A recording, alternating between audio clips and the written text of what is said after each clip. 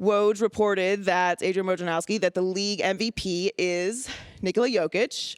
So congrats to him, back-to-back MVP. Now, I will start this off by saying he's absolutely deserving of the league MVP. So everything I'm going to say is not to discredit the incredible season that he had, the unbelievable level of player that he is, and what he did to contribute to that team's success in the regular season.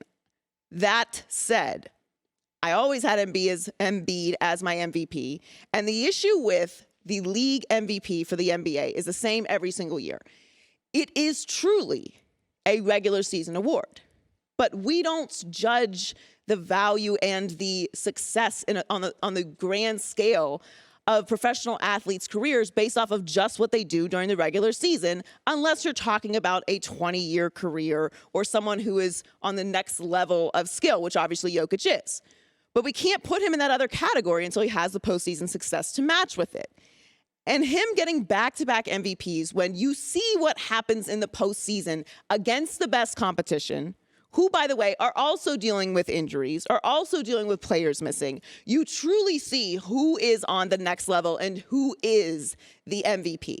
And that's my issue with this award every single year. It's become really unfun to talk about because we're arguing these semantics. We're arguing between levels of greatness that seem a bit silly. But it also is kind of the NBA's fault. Stop giving this award out when we're in the middle of the postseason. It takes away all of the lust of the award. It takes away the polish when you start to see what these teams do in the postseason. Give it as soon as the NBA regular season is over, before we start getting tainted by what happens in the postseason. They always wait. Now we know it's Jokić. Where's Jokić? Did we watch Jokić this weekend? We did not. Yes, it's a regular season award. But here we are watching Giannis be the best player in the world and Joel Embiid come back and have the impact that he's had on this series. The Heat would have swept the Sixers without Joel Embiid on the floor, without question, even with Harden's performance last night. When you're talking about back-to-back MVPs, you're in a rare air of greatness. It should be special. It should be sacred when you're talking about back-to-back MVPs. And you'll notice the name on here that everyone always brings up when you talk about back-to-back MVPs. Bill Russell, Wilt Chamberlain, Kareem, Moses Malone, Larry Bird, Magic Johnson, Michael Jordan, Tim Duncan, LeBron James, Steph Curry, Giannis, Nikola Jokić, and of course, Steve Nash. Now, Steve Nash has been argued that he shouldn't have been back-to-back MVP forever. And I'm not saying that Jokić is going to end his career in that space, but it does kind of feel like, all right, it's great during the regular season. I know everyone's going to argue about the injuries, and that's fair, and they wouldn't have been there without Jokić, and that's fair. But man, I mean, you're looking at the Sixers, who are a good team, up against the Miami Heat without Joel Embiid, and it's not close. And you've got Harden out there. So I really struggle to feel super excited about this MVP. It is obviously still an incredible award and an incredible accomplishment to win a league MVP, to win back-to-back MVPs is next level.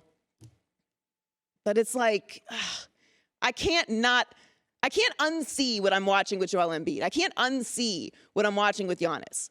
Give it as soon as the league season, the regular season is over, and maybe I'll feel differently about it. But you drag it out through the postseason, and you really just start to see greatness separate.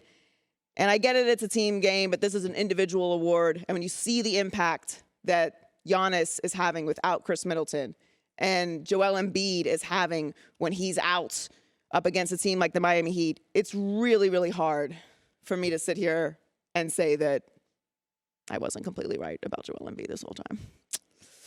Anyway, speaking of Philly, they won 116-108 last night. I'm going to get to my Heat in a second, but James Harden had a vintage James Harden game. Hit anything he wanted, 31 points, 6 threes, and obviously the MVP, Joel Embiid, added 24 points and 11 rebounds. But it was just a recipe for disaster for the Heat last night, and you really saw what Harden is still capable of in that performance. Here is what gives me pause while we're all going crazy about James Harden. And listen, from the jump, I said that the Sixers won this trade. I thought that Harden was going to be an immediate contributor to this team, that he was going to be of huge value. And while he has struggled throughout this series and did not last night, The Heat couldn't possibly shoot worse than they did, 20% from three. You live by the three, you die by the three. And you're looking at what James Harden was able to do. That's vintage James Harden. That's just what it is. But is he able to put this together for an entire series is the question. And that is why when you look at his numbers this series, it's pretty obvious. One, he obviously plays better when Joel Embiid is on the floor. And two, he is doing better when he's not in Miami, which is going to hopefully be the saving grace for the Miami Heat, that if this game goes 7, they do have home court advantage. But getting to the Miami Heat really quickly, if you're going to shoot that terribly from three, I'm going to need Spoelstra to make an adjustment or two.